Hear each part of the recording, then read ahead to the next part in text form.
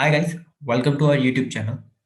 सो आज हम कुछ बेसिक पॉइंट्स के बारे में बात करेंगे कि how to become an data scientist, AI engineer, machine learning engineer, natural language process, data analyst.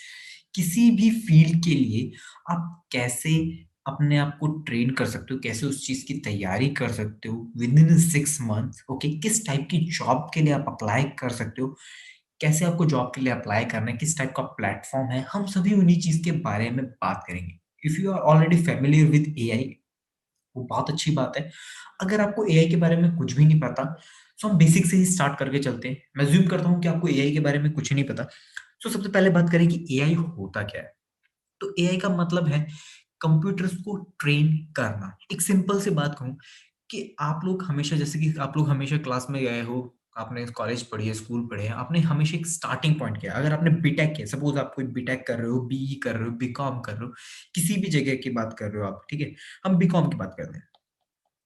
अगर आप एक बीकॉम की तैयारी भी कर रहे हो, तो एक इनिशियल स्टेज होती है जहां पे आपका एक्सपीरियंस जीरो होता है, जहां पे आपको उसके बारे में कुछ भी नहीं पता। वहां पे टीचर आपको गाइड करते हैं क्योंकि ऑलरेडी उनके पास उस फील्ड का एक्सपीरियंस है।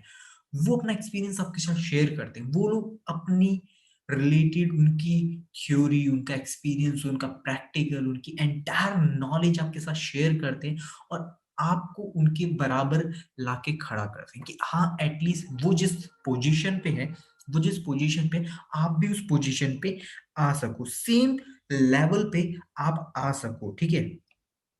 सेम लेवल, सेम लेवल पे आप आ सको। तो बेसिकली यही चीज हमें मशीनों के साथ करना है। आज से पहले हम लोग जूनियर्स को ट्रेन करते थे। आपने सुना होगा कि इंटर्न्स आते हैं, हम इंटर्न्स को ट्रेन करते हैं कि काम कैसे करना है। अब हमें इंटर्न्स को ट्रेन नहीं करना, अब हमें मशीनों को ट्रेन करना है जो कि हमारा काम कर सके। ओके, जो पूरे टाइम हमारा काम कर सके। हमें बस उन्हें एक बार सिखाना है और फिर वो अपने आप कर देंगे। ऐसा नहीं कि हम उन्हें ट्रेन नहीं कर सकते, हमें और भी चीजें पता नहीं होती, क्योंकि लर्निंग नेवर एंड, लर्निंग कभी खत्म नहीं होती। तो वही बात करें कि एआई कौन कर सकता है। एआई कोई भी कर सकता है। ओके, कोई भी इंसान एआई सीख सकता है। आपको किसी बस कुछ बातों का ध्यान रखना पड़ता है। एक आपको डेडिकेटेड टाइम देना पड़ेगा यहाँ पे। तो सबसे पहले हम बात करें टॉप मार्केट जॉब्स की, तो हमने 4 मार्केट की जॉब्स ली है, जिसमें सबसे पहले बात करें, एक है data analyst. Okay, data analyst की बात करें, machine learning, data scientist and applied data scientist. वही बात करें डेटा एनालिस्ट की, तो आपका यहाँ पे कोडिंग लो चाहिए, आप लो कोडिंग करते हैं। और जो मैथ्स का लेवल है लो और मीडियम है। वाई मैथ्स, यहाँ पे मैथ्स क्यों जरूरी है? तो जब भी हम रियल लाइफ में कोई भी डिसीजन मेकिंग करते हैं, उसके पीछे बिहाइंड कहीं ना कहीं छोटी सी मैथ्स होती है, जिससे हमें पता नहीं लगता, क्योंकि हमारी काफी प्रैक्टिस हो चुकी है डिसीजन मेकिंग के लिए। बट वही बात करें कंप्यूटर्स के लिए, तो कंप्यूटर्स के पास हमारे जैसा ब्रेन नहीं है। तो वहां पे हमें मैथ्स की रिक्वायर्ड पड़ती है। ठीक है, मैथ्स हो गए, स्टैटिस्टिक्स हो गए, प्रोबेबिलिटी हो गया, हम लीनियर अलजेब्रा को यूज करते हैं। ओके, इन सभी को हम यूज करके डिसीजन मेकिंग करते हैं। क्या ये सभी टर्म्स ज्यादा हार्ड है हमारे लिए सीखना? बिल्कुल भी नहीं, ये बहुत ईज़ी है। हम जो अभी तक करते आए हैं, उसी काम को हमें बस मशीन के लिए डेवलप करना है, दैट्स इट। कोई भी चीज़ हम आउट ऑफ द वर्ल्ड नहीं पढ़ रहे, आउट ऑफ द बॉक्स कुछ भी नहीं है। ऐसा नहीं है कि हमने कोई ऐसी चीज़ पढ़ ली जो कि हमने कभी पढ़ी नहीं, नहीं। हम जितने सालों से करते आ रहे हैं, हम उसी चीज़ को डेवलप कर रहे हैं फॉर मशीन्स। यहाँ पे नॉन टेक इंजीनियर भी वर्क कर सकता है एज़ ए डेटा एनालिस्ट। वही बात करें मशीन लर्निंग की, तो यहाँ पे कोडिंग का एक्सपीरियंस हाई चाहिए होता है। ओके, वही बात करें मैथ्स की, तो मैथ्स मीडियम टाइप की चाहिए होती है। तो ज्यादातर machine learning engineer, deep learning engineer लोग वो होते हैं जो कि CS background, BTech background, BE background से होते हैं। बट ऐसा नहीं है कि नॉन टेक नहीं कर सकते। अगर आप बहुत अच्छी प्रोग्रामिंग कर सकते हो, तो यस, डेफिनेटली आपके पास अपॉर्चुनिटी अवेलेबल है कि आप मशीन लर्निंग इंजीनियर के लिए अप्लाई कर सकते हो। इसके लिए कि आपको डिग्री की जरूरत है, बिल्कुल भी नहीं। आपके पास बस एक अच्छा एक्सपीरियंस होना चाहिए, जिसके बारे में हम आगे बात करेंगे कि आपको किस टाइप की रिक्वायरमेंट्स की जरूरत है। वही बात करें डेटा साइंटिस्ट की, तो डेटा साइंटिस्ट के लिए अगेन कोडिंग मीडियम और लो लेवल की चाहिए होती है। मैथ्स की बात करें तो वहां पे मीडियम लेवल की चाहिए होती है। अब डेटा साइंटिस्ट होता क्या है? तो बेसिकली यहाँ पे क्या है कि आप कंपनी के लिए डिसीजन मेकिंग करते हो। यहाँ पे आप बेसिकली मशीन लर्निंग का भी इम्प्लीमेंट करते हो। मशीन लर्निंग थोड़ी बहुत हमें इम्प्लीमेंट करनी पड़ती है। यहाँ पे हम डेटा के साथ वर्क करते हैं, प्योरली हम डेटा को क्लीन करने का काम करते हैं। एक सिंपल एग्जांपल दूं, डेटा एनालिस्ट का काम क्या होता है। सपोज आपको एक मूवी देखनी है, साउथ इंडियन मूवी है, वो साउथ इंडियन लैंग्वेज में, तो आप यूट्यूब पे जाके क्या करते हो, साउथ इंडियन मूवी, आप सिंपल सा मूवी का नेम सर्च करते हो, right, movie name in Hindi, right, movie name in Hindi. हम यही करते हैं यूट्यूब पे सर्च करके, और यूट्यूब अपने आप हमें वो वीडियो निकाल के दे देता है, और वहां पे हम स्क्रॉल करके देख लेते हैं, ओके हमारी मूवी वहां पे अवेलेबल, और हम उस मूवी को देखना शुरू कर देते हैं। तो सेम चीज डेटा एनालिस्ट में हम लोग करते हैं। डेटा हमें कंपनी देती है, तो यूट्यूब में billions of billions videos available है, बट हमको पता है कि हमें उस वीडियो को सर्च कैसे करना है। यहाँ पे आपको सेम रिक्वायरमेंट यूज करनी है, क्योंकि आपका यूट्यूब का एक्सपीरियंस है सर्चिंग का। सेम चीज अगर आप कंपनी के डेटा के बारे में जानते हैं, राइट, जो भी एक्सेल शीट में आता है, सीएसवी शीट में आता है, अलग अलग वे में अवेलेबल होता है, ठीक है, हमें उस डेटा को लेना है। हमें अब ये पता है कि हमें निकालना क्या है, ठीक है, किस चीज की इंपॉर्टेंस है हमारे पास, हमें बस उसके अकॉर्डिंग से वर्क करके वो डेटा हमें वहां से बाहर निकालना है, दैट्स इट, नथिंग एल्स। हम यही करते हैं। हमें गूगल भी, हमें जो चीज करनी है, हम क्या कहते हैं, ओके हमें नहीं पता, हम फटाफट गूगल करते हैं, राइट। तो गूगल्स में कितनी सारी चीजें अवेलेबल है, पर हमें पता है कि हमारे को जो चीज चाहिए हम कैसे निकाल सकते हैं, बस गूगल को सर्च करके। सेम चीज डेटा एनालिसिस में करना है। वही मशीन लर्निंग की बात करें, तो मशीन लर्निंग के अंदर हम उसको मिमिक्री कहते हैं, मीन्स जो मैंने डेटा निकाल लिया, अब मुझे पता है कि ये साउथ इंडियंस की मूवी है और ये हिंदी में मूवी अवेलेबल है। अब ये निकालने का जो प्रोसेस किया है, ये जो मैंने निकालने का तरीका किया है, अब यही चीज मैं किसी और को सिखाना चाहता हूँ, राइट। अगर बात करें जैसे कि आप फाइनेंस डिपार्टमेंट में काम करते हो, आपको आईटीआर भरनी है। अब आईटीआर भरने का एक प्रोसेस होता है, आईटीआर भरने का एक तरीका होता है, राइट। हर काम करने का एक तरीका होता है, राइट। वही तरीका अगर आप किसी को सिखाते हो, वो मतलब आप मिमिक्री करवा रहे हो कि इस तरीकों को अब ऐसे करना है, राइट। बस यही मशीन लर्निंग में कहलाता है। किसी भी काम को करने का तरीका मिमिक्री करवा दी अगर मैंने मशीन को, उसको बता दिया कि आपको ये काम ऐसे करना। अब ये काम करना कैसे है हम इसके बारे में आगे देखेंगे, हम किस चीज को यूज करते हुए करेंगे, बट ये मशीन होती है, इसलिए यहाँ पे सीएस बैकग्राउंड के लोग ज्यादा होते हैं। वही डेटा साइंटिस्ट की बात करें, तो इन दोनों का मिक्स वे है, दैट्स इट। दोनों का मिक्स डेटा साइंटिस्ट होता है। ओके, यहाँ पे हम डेटा क्लीन करते हैं और मशीन को डेवलप करते हैं। अगेन यहाँ पे डिसीजन मेकिंग वगैरह करनी पड़ती है। तो एक सिंपल सी चीज है, क्या इसके लिए फिक्स स्किल्ड है? बिल्कुल भी नहीं। यहाँ पे आपको कोई भी फिक्स स्किल की रिक्वायरमेंट नहीं है। यहाँ पे आपको बस एक अपनी आर्ट यूज करनी है।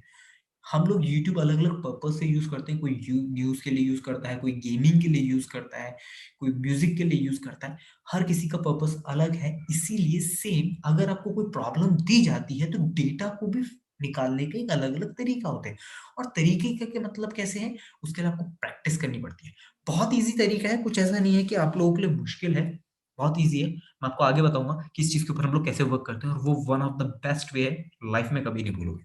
तो वही अब हम बात करें, अप्लाइड डेटा साइंटिस्ट क्या होता है। अभी अप्लाइड डेटा साइंटिस्ट ज्यादा इंटेक्ट होता है, यहाँ पे कोडिंग का लेवल कम होता है, बट मैथ्स ज्यादा रिक्वायर्ड होती है। बेसिकली पीएचडी वगैरह लेवल्स के लोग ज्यादा इसे करते हैं, और ये काफी कम रेयर जॉब्स है, बट काफी हाईएस्ट पेइंग भी जॉब्स अवेलेबल है। अब अगर ये जॉब्स की बात करने के बाद हम कुछ बात करते हैं नेक्स्ट की। ओके, जैसे एक सिनेरियो लेते हैं कि बहुत से लोग कहते हैं कि सर मार्केट में जॉब कितने हैं। ऐसा नहीं है कि मार्केट में data scientist millions of billions हैं। बहुत से डेटा साइंटिस्ट काफी अच्छी सैलरी उठाते हैं, ओके, इन करोड़। बहुत से डेटा साइंटिस्ट ऐसे भी है जो 20 to 30,000 सैलरी पर मंथ भी लेते हैं। तो what is the difference between कि एक इंसान 1 लाख रुपए ले रहा है और एक इंसान 20,000 ले रहा है? ऐसा क्या डिफरेंस है? क्या वो अच्छे कॉलेज से पढ़ रहा है, आप अच्छे कॉलेज से हो? बिल्कुल भी नहीं। ऐसा कोई डिफरेंस नहीं है कि आपका कॉलेज है। बेसिक डिफरेंस यही है कि उसके पास नॉलेज आपसे ज्यादा अच्छी है। अगर आपके पास रियली में बहुत अच्छी नॉलेज है, आप रियलिटी में किसी के बारे में बहुत अच्छे से एक्सप्लेन कर सकते हो, उस चीज के बारे में आपकी बहुत अच्छी ग्रैप्स है, डेफिनेटली आपको उस चीज के ऊपर डेफिनेटली पेमेंट मिलेगा। और जो कि 1 लाख वाला पर्सन है, ये नेगोशिएट भी कर सकता है। 20,000 के रेंज में होता क्या है, लोग बाग जॉब के लिए कहते हैं कि ओके 20,000 या आप मुझे 15,000 में दे दीजिए, मैं जॉब करने को तैयार हुई है। पर जबकि लाख वाला पर्सन जानता है कि मेरी स्किल्स क्या है, वो कहते हैं नहीं, मुझे तो लाख चाहिए, तो मीन्स लाख चाहिए, 1 लाख रुपीज चाहिए, अदरवाइज मैं 1 लाख 20 30 के लिए भी अप्रोच कर सकता हूँ, क्योंकि मेरी स्किल्स है मेरे पास, मुझे मेरी पोटेंशियल पता है। तो एक बहुत अच्छा टर्म हम लोग यूज करते हैं, जैसे कि हम लोग बहुत बार कह रहे हैं, बहुत लोगों से सुना होगा कि मेरे पास स्किल्स है, मैं कमा सकता हूँ, राइट। वही 1 लाख वाला पर्सन है। तो आपको स्किल्स डेवलप करनी पड़ेगी, और स्किल्स डेवलप करने का बहुत अच्छा वे है जिसके बारे में हम बात करेंगे। तो लर्निंग स्ट्रैटेजी आपको कैसे रखनी है, ठीक है, लर्निंग स्ट्रैटेजी हमको कैसे रखनी है। यहाँ पे दो स्ट्रैटेजी है, डेप्थ फर्स्ट और ब्रेथ फर्स्ट, ठीक है। It's like a peeling an onion. Peeling an onion का मतलब होता है, जैसे कि अनियन आपको पता है, जो हम प्याज की बात करते हैं, उसमें काफी सारी लेयर्स होती है, राइट, काफी सारी छोटी छोटी लेयर्स होती है। तो होता क्या, अगर आप डेप्थ फर्स्ट की बात करते हो तो आप किसी भी एक टॉपिक के अंदर डीपली डाइव करते हो, ओके, किसी भी एक टॉपिक में डीप चले जाते हो, किसी भी एक टॉपिक पे, किसी भी एक पॉइंट पे। सपोज जैसे पाइथन, पाइथन को आप बिल्कुल डीपली सोच रहे हो कि हमें पाइथन सीखनी है।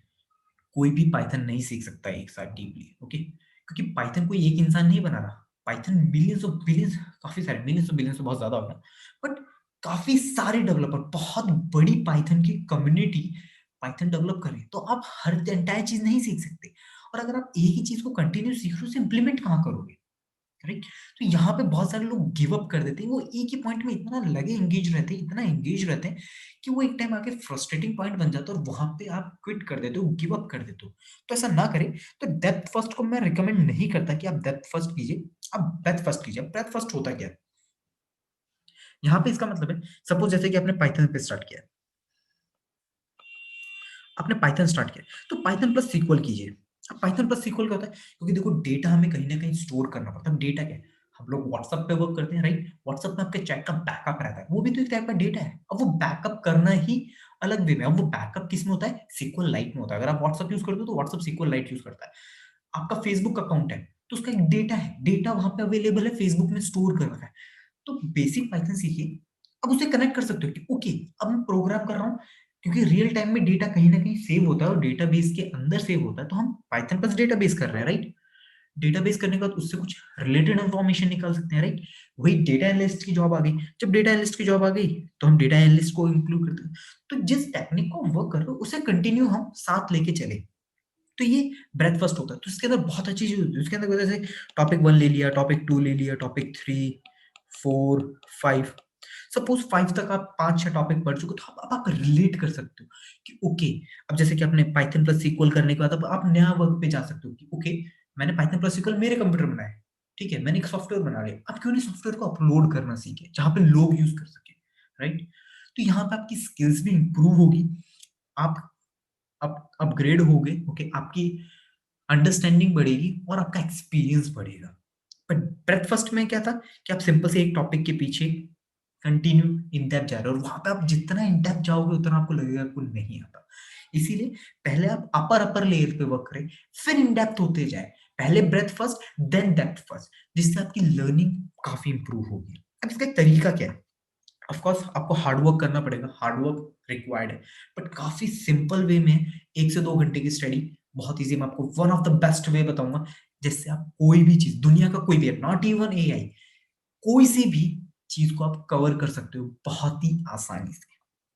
तो वही बात करें, सबसे पहले आपको अपने नोट्स बनाने पे ध्यान रखना। कोई भी चीज की आप स्टडी करते हो, राइट, आपको अपनी लैंग्वेज में नोट लिखने होता है, ओके। अगर आप अपनी लैंग्वेज में नोट्स लिखते हो, मीन्स आपको जो चीज समझ आई है, जो चीज क्लास में समझाई गई है, वो आपने अपनी लैंग्वेज में उसको कवर अप किया है। जब आप अपनी लैंग्वेज में कवर अप कर लेते हो, तो वैसे ही आप फेमेंट टेक्निक को यूज कर सकते हो। इसके अंदर क्या है, पहले आपने टॉपिक लिया, उसको स्टडी किया, देन उसे किसी को एक्सप्लेन करो, लाइक किसी, कोई बच्चा है जिसको पता ही नहीं इसके बारे में, किसी ऐसे इंसान को एक्सप्लेन करो, ओके। और बहुत सी जगह है जहां पे आप एक्सप्लेन कर सकते हो, आप ब्लॉग लिख सकते हो, अपने फ्रेंड को समझा सकते हो, नहीं तो आप यूट्यूब पे जा सकते हो। इसके अलावा जैसे आपका लिंक्डइन प्रोफाइल है, बहुत सारी प्लेसेस है जहां पे आप उस टॉपिक को एक्सप्लेन कर सकते हो। बट एक्सप्लेन करने का एक तरीका ऐसा होना चाहिए कि सामने वाले को उसके बारे में पता ही नहीं, ओके। जब आप एक्सप्लेन करोगे तो आपको खुद को धीरे धीरे रियलाइज होगा कि आपके एक्सप्लेनेशन में कहाँ गैप है। आप खुद अपने आप रियलाइज करोगे कि ये पॉइंट मैंने सही एक्सप्लेन नहीं किया। जब आपको ये चीज पता लग जाएगी कि वो गैप कहाँ पे है, वो पॉइंट कौन सा है जहां पे आप प्रॉपर एक्सप्लेनेशन नहीं दे रहे, आप उसे वापस रिवाइज कीजिए और फिर से आप फिर से उसे एक्सप्लेन कीजिए। जब आप फिर से वापस एक्सप्लेन करोगे, पहले से ज्यादा इंप्रूव करो, आपको उस टॉपिक के बारे में ज्यादा अंडरस्टैंडिंग होगी, थोड़ी सी डीप अंडरस्टैंडिंग होगी, जिसे हम कहते हैं एक्सपीरियंस। तो लर्निंग जरूरी है और कंटिन्यूस लर्निंग बहुत जरूरी है। अब वही बात करें टाइम्स ऑफ इंटरवल की, ऐसा नहीं कि अब हम उसके पीछे लगे हुए, बिल्कुल भी नहीं। आप एक दिन में उसको पढ़े, उसको समझे, अपनी टेक्निक इस्तेमाल करें, ओके, पहले पढ़ें, फिर उसे एक्सप्लेन करें, कहीं गैप पे है तो उसे वापस समझें, देन उसके बाद में within a week, like 1 week का गैप लेने का कुछ क्वेश्चन आंसर्स करें। खुद से ही कुछ क्वेश्चन आंसर्स करें, या इंटरनेट पे जाके उसके रिलेटेड कुछ क्वेश्चन आंसर्स सॉल्व करें। जब 5-6 टॉपिक आपके पास कवर हो जाएंगे, देन अगेन आप अपनी वापस टेक्निक इस्तेमाल कर सकते हो। ओके, वापस अपनी टेक्निक इस्तेमाल कर सकते हो, जहाँ पे आप उसको वापस रिवीजन करें। रिवीजन करने से वो कंटिन्यू आपके माइंड में रहेगा, और अगर वही चीज कंटिन्यू आपके माइंड में रहेगी, इससे आपकी लर्निंग रेट भी इंक्रीज होगी और आप परमानेंट उसे याद कर सकते हो। इन सेंस, जैसे कि यहाँ पे मैंने लिखा रखा है डे वाइज, मेरे पास डे 1 है, 2 है, 3 है, 4 है, मेरे पास काफी सारे दिन यहाँ पे अवेलेबल है, सो ऑन 30 डेज, सपोज हम 30 डेज तक लेते हैं, तो यहाँ पे मेरा परसेंटेज है, ओके, कि मुझे कितना परसेंट याद है। तो जब भी आप किसी टॉपिक को याद करते हो, जब भी आप किसी टॉपिक को पढ़ते हो, आपका 100% उस टॉपिक पे कवर होता है, आपका 100% उस टॉपिक पे कवर होता है। पर क्लास खत्म होने के बाद अगर आप उसे एक्सप्लेन नहीं करोगे, या आप उसके लिए नोट्स नहीं, क्योंकि नोट्स बनाओगे तो आप उसके बारे में सोचोगे, राइट? अगर आप नोट्स नहीं बनाते, वो डिक्रीज हो जाएगा, और ये सबके साथ होता है।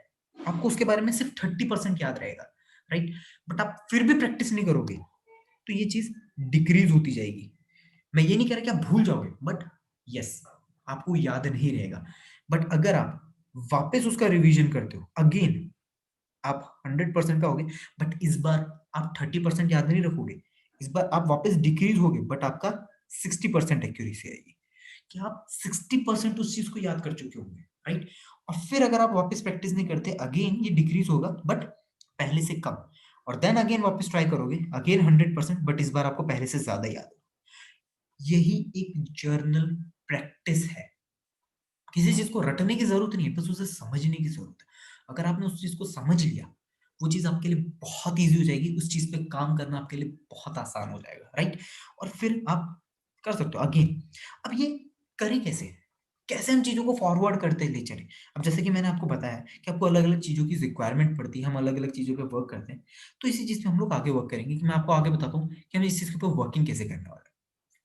ओके, तो यहाँ पे ये एक शेड्यूल है। ओके, सबसे पहले हम बात करें पोर्टफोलियो, या पोर्टफोलियो होता है, ये वर्ड पोर्टफोलियो है क्या? तो पोर्टफोलियो की बात करें तो ये आपका रेज्यूम होता है, ओके, जहां पे आप शोकेस, जिसको लोगों को दिखा सकते हो, ओके, ये मैंने सारी चीजें करी है, ये स्किल्स मेरे पास अवेलेबल है, आपका रेज्यूम है। तो एटलीस्ट रेज्यूम में 2 से 3 प्रोजेक्ट्स आपके पास अवेलेबल होने चाहिए, राइट? 2 से 3 प्रोजेक्ट आपके पास अवेलेबल होने चाहिए, ताकि आप बता सको कि आपने, क्योंकि आप अगर किसी स्किल्स पे काम कर रहे हो, आप किसी टॉपिक पे वर्क कर रहे हो, तो डेफिनेटली है कि आपके पास उसके लिए 1 या 2 प्रोजेक्ट आपके पास अवेलेबल होगा, राइट? उस प्रोजेक्ट को डिटेलली एक्सप्लेन करो, ब्लॉग करो, या किसी को समझाओ, क्योंकि जब आप उसको डिटेल एक्सप्लेन करोगे, बट एक्सप्लेन करने का एक वेल वे तरीका होना चाहिए। अगर एक्सप्लेन सामने वाले को समझ ही नहीं आ रहा कि आपने किया क्या है, आपको पता है कि आपने क्या किया, बट सामने वाला समझ ही नहीं पा रहा, ये एक रीजन है। बहुत से लोग इंटरव्यू में सिर्फ इसलिए रिजेक्ट हो जाते हैं, उनके पास नॉलेज है, बट इसलिए रिजेक्ट हो जाते हैं क्योंकि उनका एक्सप्लेनेशन अच्छा नहीं है। बहुत से लोग इसलिए रिजेक्ट होते हैं कि उन्होंने फेक प्रोजेक्ट्स दिखा रखे होते हैं। आपके पास फेक प्रोजेक्ट है, बट आप उन्हें एक्सप्लेन ही नहीं कर सकते, बट आपने रियलिटी में उन प्रोजेक्ट्स पे काम किया है, राइट? एंड टू एंड आपने उस पर वर्क किया है, आपको उसके पास नॉलेज है, आप उसको वेल एक्सप्लेन कर सकते हो। कौन आपको जॉब नहीं देगा?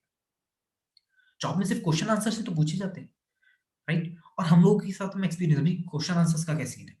देखो, जब भी आपने फर्स्ट क्लास, अगर आपने फर्स्ट क्लास या सेकंड क्लास कभी भी आपने नोट किया होगा, आप जब भी किसी क्लास में ज्वाइन करते हो, आप उस क्लास में एक्सपर्ट नहीं होते, बट आफ्टर सम, जैसे कि आप फर्स्ट क्लास का अगर स्टूडेंट है, वो फर्स्ट क्लास में अच्छा नहीं होगा, बट जैसे ही अगर फिफ्थ क्लास में आया, अब आप उसको बोलोगे कि आप फर्स्ट क्लास के टॉपिक को पढ़े, तो वो बोलेगा मजाक कर रहे हो क्या, ये तो मेरे लिए बहुत ईजी है। बट उसके लिए फिफ्थ क्लास थोड़ी सी टफ होगी। तो जितना आप ग्रोथ करोगे, पास्ट वाला चीज आपके लिए बहुत ईजी हो जाएगी, और आप उसके अंदर मास्टरी कर सकते हो, राइट? करंट के अंदर मास्टरिंग नहीं हो सकती, क्योंकि करंट टॉपिक को आपको बार बार रिवाइज करना पड़ता है, बार बार उसको रिकैप करना पड़ता है।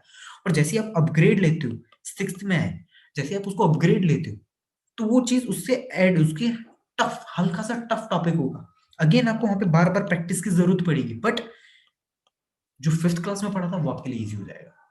क्यों? क्योंकि आपने उससे ज्यादा हार्ड चीज को कवर कर लिया।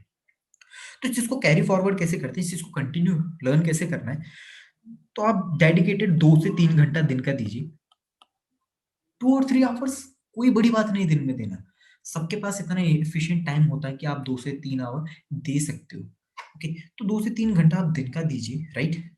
आप 1 महीना उससे कम में पाइथन या सीक्वल पढ़ें, देन उसके बाद data analyst plus math, okay, 1 से 1.5 महीना मैथ्स को, इसको मशीन लर्निंग को दीजिए, 1 मंथ अराउंड डीप लर्निंग को दीजिए और 1 से 1.5 महीना पोर्टफोलियो को दीजिए। पोर्टफोलियो को देना ज़रूरी है, रिज़्यूम बिल्डिंग बहुत ज़रूरी है। कैसे? आगे बताऊँगा क्यों ज़रूरी है। लोग कहते हैं कि मार्केट में जॉब्स अवेलेबल नहीं है। नहीं, मार्केट में जॉब्स अवेलेबल है, पर बात ये है कि आपको अप्लाई कहाँ करना है प्रॉपर्ली, ये इम्पोर्टेंट है। अप्लाई करने का तरीका किसी को नहीं पता। ओके, तो वही चीज़ बात करें तो यहाँ पे सबसे पहले किस चीज़ के लिए क्या करना है, आपको नोट्स तैयार करने हैं। यहाँ पे try to implement all of your knowledge in your project. अब इसका मतलब क्या है? देखो, आपने पाइथन यूज़ किया है, राइट? आप प्रोग्राम बनाना सीख गए, बट प्रोग्राम से कोई ना कोई तो डेटा लोगे, राइट? रियल वर्ल्ड की बात करें तो कोई ना कोई तो डेटा है। हम व्हाट्सएप यूज़ करते हैं, उसका डेटा अवेलेबल है। हम फेसबुक यूज़ करते हैं तो उसके अंदर भी कहीं ना डेटा है। कॉन्टैक्ट बनाते हैं तो कॉन्टैक्ट हमारे लिए एक डेटा है, राइट? इमेजेस हम गूगल पे अपलोड करते हैं, वो डेटा है। गूगल ड्राइव में हमारे पास कुछ ना कुछ है। लाइफ में हम कुछ भी करते हैं, सब चीज़ का डेटा अवेलेबल है। हम उसे स्टोर करते हैं और प्रोग्राम में जब भी आपको कोई डेटा स्टोर करना है, उसके लिए आपको डेटाबेस लैंग्वेज की ज़रूरत पड़ती है, तो हम उसके लिए SQL यूज़ करते हैं। तो पहले आप प्रोग्रामिंग करना सीखो, बाद में प्रोग्राम से ऐसा प्रोग्राम बनाओ जिससे आप डेटा स्टोर करना शुरू कर दो। अब पाइथन प्लस SQL यूज़ करो हर प्रोजेक्ट में। पाइथन प्लस SQL यूज़ करने के बाद में आप डेटा एनालिस्ट करो, डेटा एनालिस्ट का काम करो। वहां पे अब डेटा जब आ गया तो उस डेटा का करेगा, उस डेटा में से कुछ ना कुछ मीनिंगफुल वैल्यू निकालिए, कुछ ना कुछ रिसोर्स निकालिए, राइट? कुछ वैल्यूएबल चीजें निकालना शुरू करो। ओके, ये चीज करने के बाद में अगर आपके पास नहीं है, आपको नहीं पता क्या करना है, हमारे पास काफी सारे प्रोजेक्ट्स अवेलेबल है, कैसे इन पे काम करना है, धीरे धीरे उस पर हम प्रैक्टिस भी करेंगे, तो उसके बारे में हम आगे बात करेंगे। डेटा एनालिस्ट करने के बाद अब यही काम हर प्रोजेक्ट में स्टार्टिंग से वापस पाइथन SQL, अब मशीन लर्निंग के साथ काम करो। हमने पाइथन किया, उसका डेटा सेव किया, उसके ऊपर हमने डेटा एनालिस्ट पे काम किया, देन अब हम उसके ऊपर मशीन लर्निंग डेवलप कर रहे हैं। मशीन लर्निंग डेवलप करते हैं, डीप लर्निंग यूज कीजिए। जब ये सब कुछ हो गया है तो आफ्टर ऑल आपको अपलोड करना भी आना चाहिए, राइट? क्या आप दुनिया को दिखा सको कि हाँ मैंने ये चीज करी है, आप देख सकते हो, ये चीज अपलोडिंग है। अपलोड का अब एक बात बताइए, एक फ्रेशर जिसे पाइथन के बारे में पता है, आप हर एक प्रोजेक्ट में ये चीजें इंप्लीमेंट कर सकते हो। ऐसा नहीं कि आप हर प्रोजेक्ट में पाइथन यूज नहीं करते, हर प्रोजेक्ट में पाइथन यूज कर सकते हो। हर प्रोजेक्ट में आप SQL यूज कर सकते हो, डेटा एनालिस्ट कर सकते हो, मशीन लर्निंग यूज कर सकते हो। कंटिन्यू, अगर आप 4 प्रोजेक्ट पे भी काम करो और अगर आपने 4 प्रोजेक्ट पे भी सेम रूटीन रखा, Python SQL data analyst, okay, machine learning और अपलोडिंग, तो आप उस टॉपिक को पहले से ज्यादा अंडरस्टैंड करते हो और उस टॉपिक में आप पहले से ज्यादा मास्टरी गेन कर चुके हो। ओके, आपकी लर्निंग रेट भी इंक्रीज हो चुकी होगी और आपकी उसकी अंडरस्टैंडिंग भी इंक्रीज हो चुकी होगी। यही एक गोल्डन रूल है। ओके, इसके अलावा आप गूगल सर्च कर सकते हो, स्टैक ओवरफ्लो है, लोगों के ब्लॉग्स रीड करो। ये कुछ वेबसाइट्स है जहाँ पे आप जाके रीड कर सकते हो। लीड्स है, लीड कोड है आपका, ठीक है, हैकर रैंक है, गिग्स फॉर गिग्स है, और दूसरों के कोड करो। ठीक है, दूसरों के कोड रीड कीजिए, दूसरों के कोड रीड करना आना चाहिए, क्योंकि हमें हमारी गलती के बारे में तभी पता लगेगा जब हम दूसरों से कंपेयर करके देखेंगे, राइट? तो यहाँ पे इस चीजों को आप यूज कर सकते हो। अगेन, प्रैक्टिस की बहुत जरूरत पड़ती है और रिवीजन करते रहें। यही एक सिंपल गोल्डन रूल है। आप किसी भी चीज के अंदर इजीली एक्सपर्ट हो सकते हो अगर आप इसका टाइम भी कैलकुलेट कर रहे हो। ठीक है, तो 1 और 1 2 मंथ्स आपके ये इनके हो गए, ओके, 3 मंथ्स आपके यहाँ पे हो गए, ठीक है, ये टोटल 5 मंथ्स और 1 मंथ, इसके 6 मंथ्स में आप एक AI या फिर डेटा साइंटिस्ट, जो भी आप कहो, उसके अंदर आप एक्सपर्ट बन सकते हो। प्रॉपर एक्सपर्ट नहीं, क्योंकि देखो लर्निंग अपने आप में इंक्रीज होती रहती है, नई नई टेक्नोलॉजी आती है, नई नई चीजें होती है, but yes, you are ready for job. आप जॉब के लिए रेडी हो। अब वही बात करें नेक्स्ट की, तो प्रोग्रामिंग के बाद बात करें तो प्रोग्रामिंग में किसकी, तो आपको तो कुछ प्रॉब्लम सॉल्विंग स्किल के बारे में पता होना चाहिए, किसी भी एक प्रोग्रामिंग के बारे में पता होना चाहिए। तो हम बेसिक पाइथन के लिए, वाई पाइथन, क्योंकि पाइथन बहुत ही सिंपल लैंग्वेज है, one of the easiest language ये अवेलेबल है, और यहाँ पे आप सब कुछ कर सकते हो। आप मोबाइल एप्लीकेशन से लेके वेब एप्लीकेशन, डेस्कटॉप एप्लीकेशन, कुछ भी बना सकते हो। और मशीन लर्निंग AI के लिए काफी सारे पैकेजेस अवेलेबल है। वही बात करें, एटलीस्ट आपको इनबिल्ट डेटा स्ट्रक्चर्स के बारे में पता होना चाहिए, राइट? कि हम कैसे कैसे डेटा को स्टोर करें, किस टाइप का डेटा स्ट्रक्चर होता है, इस चीज के बारे में। हमारे प्रोग्राम का रन टाइम क्या है? रन टाइम क्या है मतलब, आप जब भी लॉग इन करते हो फेसबुक में, user name ID password enter करते ही आपका पेज खुल जाता है। अगर वही पेज 2 से 3 मिनट ले तो कोई सेंस नहीं बनता, तो राइट, यहाँ पे रन टाइम आपका होना चाहिए। कितना स्पेस ले रहा है? स्पेस मतलब, क्योंकि आप देखो रैम पे काम करते हो, आप एक रैम पे काम करते हो, अगर रैम ही भर गई कोई सेंस नहीं है, तो आपका ये प्रोग्राम कितना स्पेस ले रहा है, तो कम से कम स्पेस में ले चुके। ओके, इनबिल्ट फंक्शंस क्या होते हैं, राइट? एआई के फंक्शंस के बारे में, अब ये नहीं है कि आप पांडा नंपाई मैटप्लॉटलिब को पूरा का पूरा पढ़ने बैठ जाए, नहीं। रेफरेंसेस बहुत सारे अवेलेबल है, आप बुक यूज कर सकते हो एज ए रेफरेंस। सिंपल सी बात है, रेफरेंस का क्या सेंस है? जैसे अगर आपने वकील या डॉक्टर किसी को देखो, वहां पे उनके पास बुक्स काफी अवेलेबल रहती है, वो हर चीज में एक्सपर्ट नहीं है, बट यस उन्हें सर्चिंग आती है। रिसर्च करने का अगर आपको तरीका पता है, तो जहां पे आप जिस चीज की रिक्वायरमेंट चाहते हो, आप उसे रिसर्च करके भी सॉल्व कर सकते हो, कोई भी आपको रुकेगा नहीं। बट आप इन डेप्थ लेते जाओगे, ये एंडलेस है, यहाँ पे काफी अपडेट्स होते रहते हैं। हमें जिस चीज की रिक्वायरमेंट है, अगर हम उस चीज को गेन करना जानते हैं, दैट्स इनफ, बहुत है। आप अच्छे डेवलपर हो, और अगेन जितनी आप प्रैक्टिस करोगे उतना आप सीखते जाओगे। कोई भी आपको ये नहीं करे कि एक दिन में सीखना है। आप 6 मंथ्स के ये जो आपने जर्नी की है, 6 मंथ्स के अंदर हमने जो सीखा है, यस ये बहुत है। और बाउंड्री केसेस की बहुत से कि डेवलपर बाउंड्री केसेस पे ध्यान नहीं देते, वो कोड ऐसा लिखते हैं जहाँ पे सॉफ्टवेयर क्रैश हो जाता है, वो कोड ऐसे लिखते हैं जहाँ पे बहुत सारे बग्स रहते हैं। तो बाउंड्री केसेस लिखना बहुत जरूरी है, क्योंकि सामने वाली कंपनी में आपको बार बार मौका नहीं दिया जाएगा कि आप एरर दे रहे हो, आपका सॉफ्टवेयर क्रैश हो रहा है, आप कोड कर रहे हो तो कोई कोड मर्ज नहीं हो रहा, यहाँ पे कुछ भी नहीं है। ओके, ये चीज है। और दूसरों का कोड रीड करना और रिसर्च करना आना चाहिए, क्योंकि आप अकेले काम नहीं करने वाले, टीम वर्क होता है हमारे पास, ठीक है? और टीम के साथ हम लोग हमारा कोड शेयर भी करते हैं, और टीम का कोड हमारे पास भी आता है, तो कोड की रीडिंग करने की हैबिट होनी चाहिए। कोडिंग इंप्रूव करने के लिए आपको 80% स्टार्टिंग में 80% खुद कोड कीजिए, और 20% दूसरों का रीड कीजिए। ये कुछ जैसे गूगल और स्टैक ओवरफ्लो आप यूज कर सकते हो रीडिंग के लिए, ओके, रिसर्च के लिए। अगेन ब्लॉक यूज कीजिए, और ये कुछ पॉपुलर वेबसाइट है जहाँ पे आप लोग कोडिंग और रिवीजन कर सकते हो। कंटिन्यू रिवीजन करना जरूरी है, एक टाइम आएगा जहाँ पे आपको लगेगा कि ओके मेरा रिवीजन बहुत है, तब आप 50% कोडिंग कीजिए, 50% रीडिंग कीजिए, बट कोडिंग करते रहना। ओके, 20% कोड कीजिए, बाद में 80% दूसरों का रीड कीजिए, बट एटलीस्ट करना, कोडिंग जरूरी है। ओके, वही बात करें, जैसे आप सीएस बैकग्राउंड में हो, अगर आप सीएस बैकग्राउंड में और किसी टॉप प्रोडक्ट कंपनी और एआई के लिए अप्लाई कर रहे हो, तो आपको डेटा स्ट्रक्चर, ये टेक्निकल बंदों के लिए कह रहा हूँ, जो कि टेक्निकल से रिलेटेड बॉयज है, जो कि टेक्निकल से रिलेटेड वर्किंग के लिए, चाहे बॉय हो गर्ल हो, सॉरी बॉय में, तो टेक्निकल अगर आप सीएस बीटेक वगैरह किसी भी आप फील्ड से काम कर रहे हो, तो एटलीस्ट आपको बेसिक डेटा स्ट्रक्चर्स और एल्गोरिथम्स के बारे में पता होना चाहिए, मल्टी थ्रेडिंग मल्टी प्रोसेसेस के बारे में पता होना चाहिए, ऊप्स के बारे में आपको ज्यादातर पता होना चाहिए, ठीक है? तो ये स्किल्स एक टेक्निकल पर्सन के लिए। वही बात करें सीक्वल की, तो सीक्वल किसी भी इंसान को पता होना चाहिए, चाहे टेक्निकल हो नॉन टेक्निकल हो, आपके सीक्वल के 1 या 2 इंटरव्यू क्वेश्चंस आएंगे ही आएंगे। तो जब भी आप as a non technical apply करोगे, तो कंपनी वाले आपसे इतनी होप लगा के रखते हैं, आप उनको इतनी वो रहता है कि हाँ आप सीक्वल जानते हो, आप बेसिक प्रोग्रामिंग जानते हो, इन डेप्थ नहीं, क्योंकि आप नॉन टेक्निकल। वही बात करें टेक्निकल की, तो यस उनके लिए थोड़े से क्वेश्चन टफ होते हैं। वही बात करें data structure, sorry data analyst और फंडामेंटल मैथ्स की, तो यहाँ पे आपको जैसे कि चार्ट्स बनाना, क्योंकि डेटा मिलियंस बिलियंस की एंट्रीज में होता है, तो आपको उसको रीड करने के लिए चार्ट्स की जरूरत होती है, क्लीनिंग प्री प्रोसेसिंग की जरूरत होती है, ठीक है? आपको स्टैटिस्टिक्स एंड प्रोबेबिलिटी की जरूरत होती है। प्रोबेबिलिटी हम लोग जो फ्यूचर प्रिडिक्शन करते हैं उसके लिए, और स्टैटिस्टिक्स होता है बेसिकली हमारा डेटा रीड करने के लिए। डेटा विजुअलाइजेशन अगेन जो मैं आपको कह रहा था, चार्ट्स वगैरह क्रिएट करना है, वहां पे हम यूज करते हैं। लीनियर अलजेब्रा मैंने आपको पहले ही बताया था, मैथ अपने कंप्यूटर, जब भी हम कंप्यूटर के साथ वर्क करते हैं, उनके पास ब्रेन नहीं होता, तो वहां पे डिसीजन मेकिंग के लिए हम लीनियर अलजेब्रा यूज करते हैं, ताकि हम चीजों को सॉर्ट आउट कर सके और मशीन को ट्रेन कर सके, वही step by step like a child. Remember, program करते हुए चीज ध्यान रखना कि कंप्यूटर को ऐसे ट्रीट करना है जैसे it's like a child.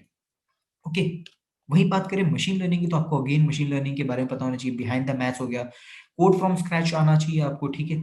Algorithm के बारे में पता होना चाहिए कि हम कहाँ और क्यों यूज कर रहे हैं, राइट? हम एल्गोरिथम को कहाँ यूज कर रहे हैं, क्योंकि आप जब भी रियल टाइम में काम करोगे, वहां पे कोई भी नहीं बताने वाला आपको कौन से एल्गोरिथम यूज करना है। आपको खुद को पता होना चाहिए कि कौन से एल्गोरिथम कहाँ सही है और कहाँ नहीं सही है, राइट? उस एल्गोरिथम का रन टाइम क्या है?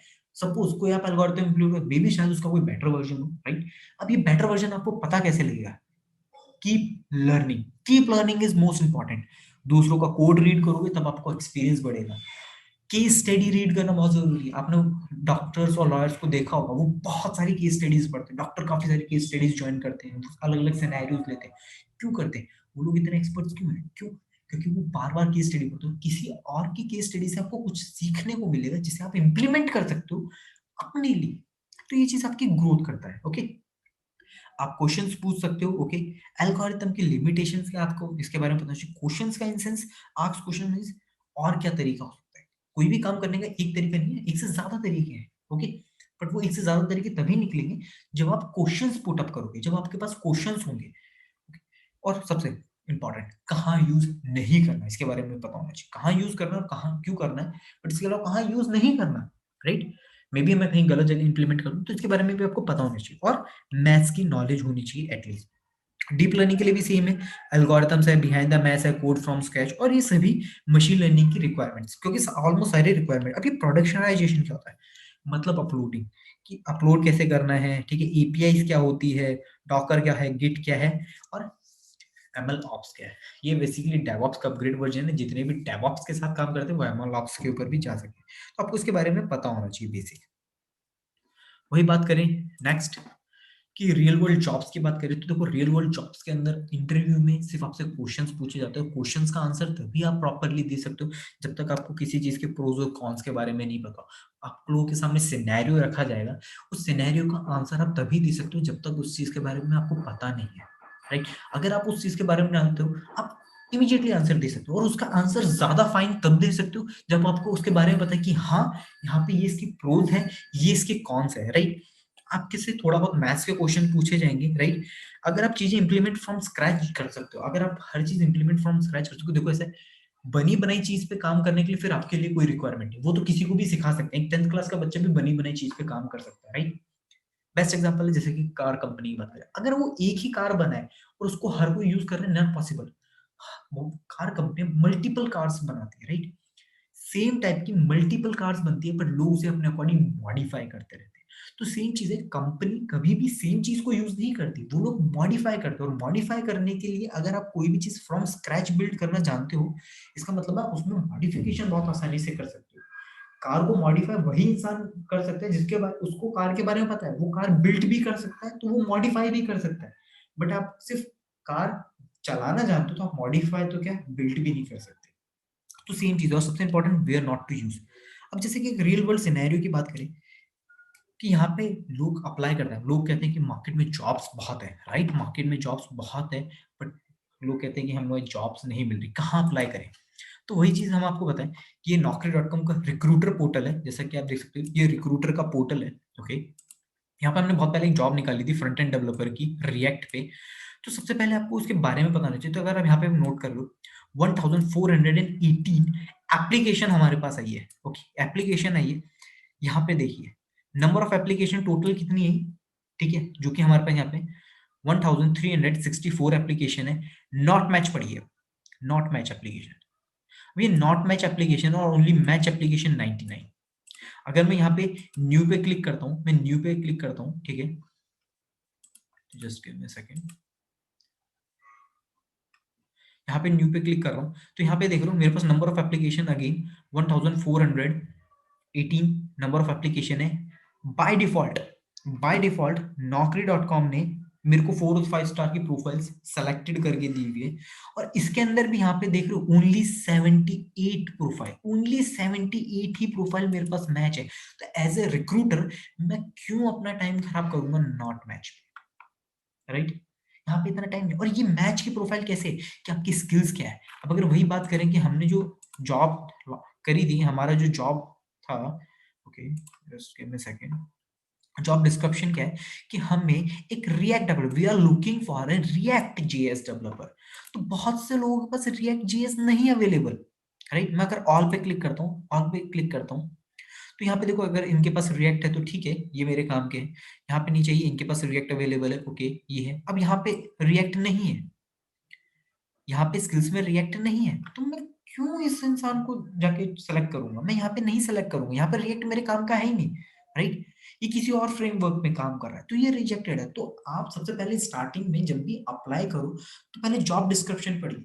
जॉब डिस्क्रिप्शन क्या है, उसके रिलेटेड कीवर्ड्स कीजिए। आपने इंटरनेट में बहुत कुछ सुना, बहुत सारी वीडियो में ये बात सुनी होगी कि आप सेम चीज के ऊपर अप्लाई कीजिए और अप्लाई करने से पहले जॉब डिस्क्रिप्शन करिए, अपना रेज्यूम को अपडेट कीजिए। अपडेट करने का मतलब यही है राइट? तो आप देख सकते हो naukri.com जब मुझे बाय डिफॉल्ट 4 और 5 स्टार की प्रोफाइल दे रहा है और उसमें से भी सिर्फ कितने लोग 78 मींस कितने सारे लोगों की तो सिर्फ एप्लीकेशन डायरेक्ट रिजेक्टेड है, राइट? डायरेक्ट रिजेक्टेड है। 100 सॉरी 1265 लोगों के एप्लीकेशन सिर्फ साइड में है, मेरे को मतलब ही नहीं है। तो ऐसा नहीं है कि मार्केट में जॉब नहीं है, मार्केट में जॉब है, तो लोगों को अप्लाई करना ही नहीं आता। ओके, तो यही ये चीज आपको बताना चाहता था। अब वही बात करें, अगर आप रियली में एआई डेटा साइंस में इंटरेस्टेड हो तो आप हमारा कोर्स चेक कर सकते हो। ये हमारा कोर्स है एआई एंड डेटा साइंस का बूट कैंप, जहाँ पे आप पाइथन की लाइव क्लासेस है। हम लोग पहले पाइथन पे स्टार्ट करेंगे, देन हम लोग जैसे कि मैंने आपको बताया था टाइम और स्पेस कॉम्प्लेक्सिटी, तो उसके बारे में लाइव क्लास में आएगा। ओके, सीक्वल के ऊपर हम लोग पढ़ेंगे, सीक्वल लाइव क्लास का। गिटहब का सेल्फ लर्निंग है, जहाँ पे आपको सेल्फ लर्निंग करना है, बट ऐसा नहीं है कि पूरा चीज आपको करनी है। जहाँ पे भी हमें ऐसा लगेगा कि आपको गिटहब की जरूरत है तो हम गिटहब को भी बीच बीच में यूज करते चलेंगे, जिससे हमारी लर्निंग कंटिन्यू कांस्टेंट रहे। ओके, फिर डेटा एनालिस्ट और मैथ्स की लाइव क्लास आ जाएगी आपको, मशीन लर्निंग लाइव क्लास में, नेचुरल लैंग्वेज आपके यहाँ पे, ठीक है, प्रोडक्शनाइजेशन और डिप्लॉयमेंट जिसका हम लाइव क्लास आएंगे। डॉकर अगेन सेल्फ लर्निंग है। तो ये चीज नहीं है कि आपको एंटायर कोर्स पे फोकस करना है, ये एक मास्टर प्रोग्राम है। हम आपको उस लेवल की ग्रोथ पे लाके रख देंगे जहाँ पे आप हर चीज पे सीख सकते हो, आपको हर एक चीज के बारे में पता होगा, राइट? बट आप अगर कंटिन्यू लर्निंग करते हो तो ये चीज 6 मंथ्स में इजीली कवर हो सकती है, ऐसा कुछ नहीं है। तो डॉकर सेल्फ लर्निंग है, रिकमेंडेशन सिस्टम है, डीप लर्निंग है, एडब्ल्यूएस है। मींस एक फ्रेशर जिसको एआई पे काम करना आता है, ठीक है, एआई में किसमें, मशीन लर्निंग में, डीप लर्निंग में, नेचुरल लैंग्वेज में, आप किसी एक चीज में मास्टरी कर सकते हो। बट यस, एक बेसिक बिल्डिंग आपका जो ग्राउंड होगा वो चीज पूरी प्रॉपर आपके स्ट्रांग हो चुकी है। हमारा कोर्स 2019 का अप टू डेट कोर्स है, पूरा 2019 का अप टू डेट कोर्स है।